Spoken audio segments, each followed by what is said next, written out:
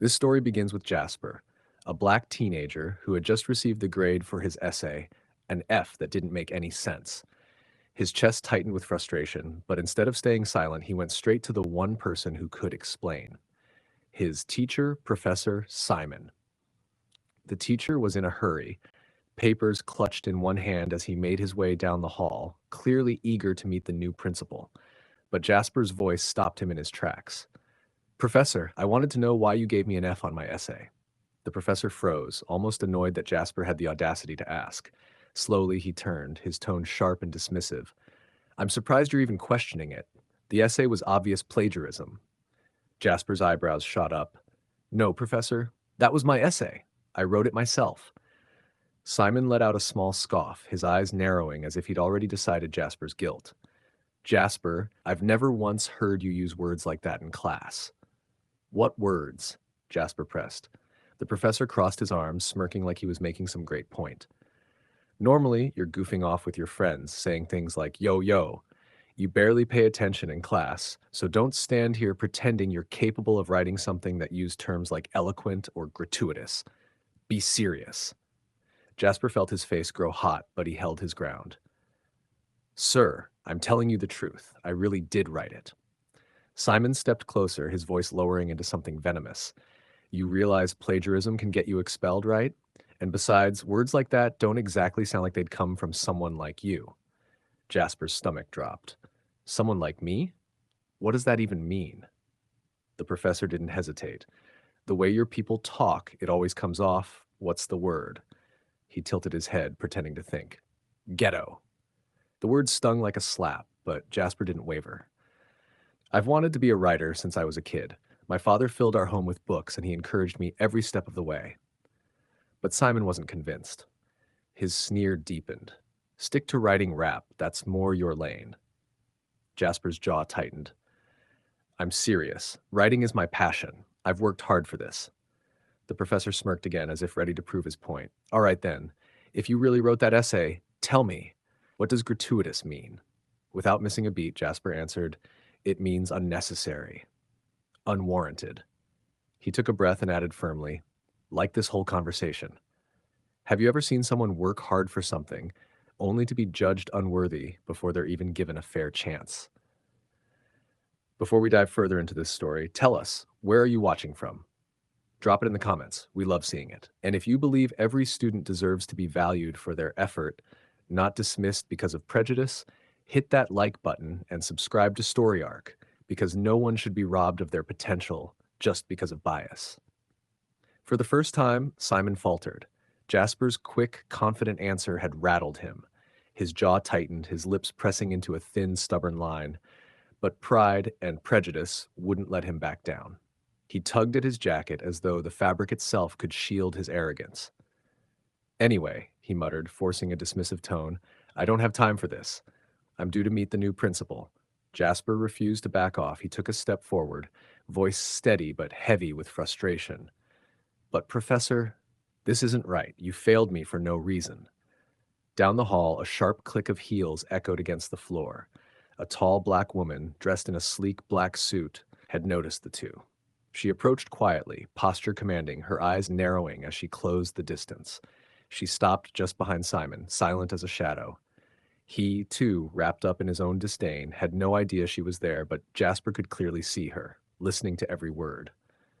Simon chuckled cruelly, shaking his head as if Jasper's persistence amused him. Come on, Jasper, don't beat yourself up. I only failed you. At least you're not sitting behind bars yet. That's more than I can say for most of your peers. The words landed like a gut punch. Jasper's throat tightened, his fists curling at his sides.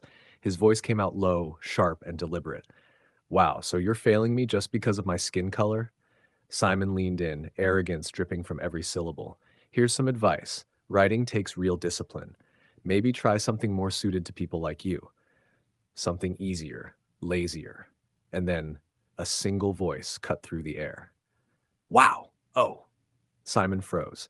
His chest stiffened. Slowly, stiffly, he turned. And there she was. A tall black woman, her suit immaculate, her arms folded like steel bars across her chest. Her face was calm, but her eyes burned with a fire that said she had heard everything. She didn't rush to speak. She didn't need to. The silence was louder than anything Simon had said all afternoon. His mouth went dry. Didn't see you there. Excuse me. I really should be heading to the principal's office. But the woman's words sliced through him like a blade. Her voice was calm, deliberate, and final. You're already speaking to the principal, Professor Simon.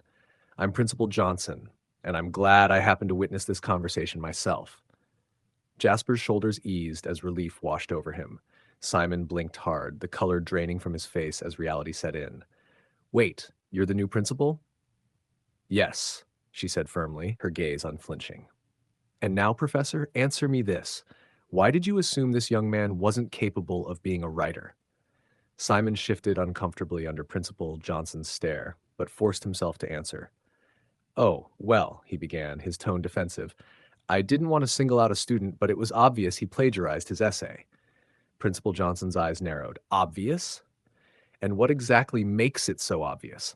Simon straightened, trying to sound confident. Well, I know my student's writing abilities in class. If you read his, you'd see immediately he couldn't have written it. It would take someone more scholarly to produce that kind of work. Her eyebrow arched. Scholarly? Yes, Simon repeated, his voice swelling with misplaced pride. He doesn't look very scholarly. The principal's expression hardened. She leaned in just slightly, her tone cutting. Do I not look scholarly to you? Simon stammered, his bravado faltering. You do. Then why would you think my son isn't scholarly? She pressed. The words hit him like a blow. His eyes went wide, shock draining the color from his face. Wait, Jasper's your son? Principal Johnson's voice was cold, decisive. That's enough. I've heard all I need. Simon's panic showed instantly. He held up his hands as though to slow the inevitable. Wait, let me explain. I've had plenty of lazy students who look like him, and I've had no choice but to fail them. Her voice cut through his excuse like a knife. Exactly.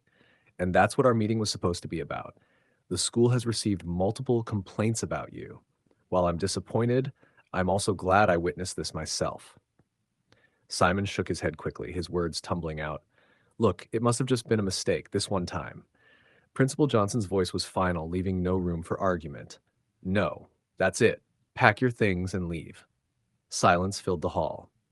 Jasper stood tall, relief flooding his chest as Simon's career collapsed right in front of him. Professor Simon was dismissed from his position.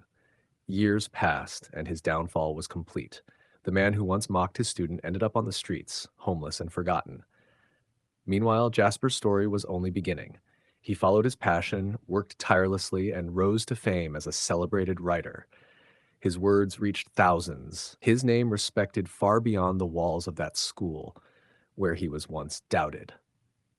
Have you ever seen prejudice boomerang so hard that the one using it ended up destroying themselves, while the very person they tried to tear down rose even higher? And if you believe no one should ever be condemned based on assumptions, hit that like button and subscribe to Story Arc, because prejudice can happen anywhere to anyone, and we all need to stand against it in everyday life.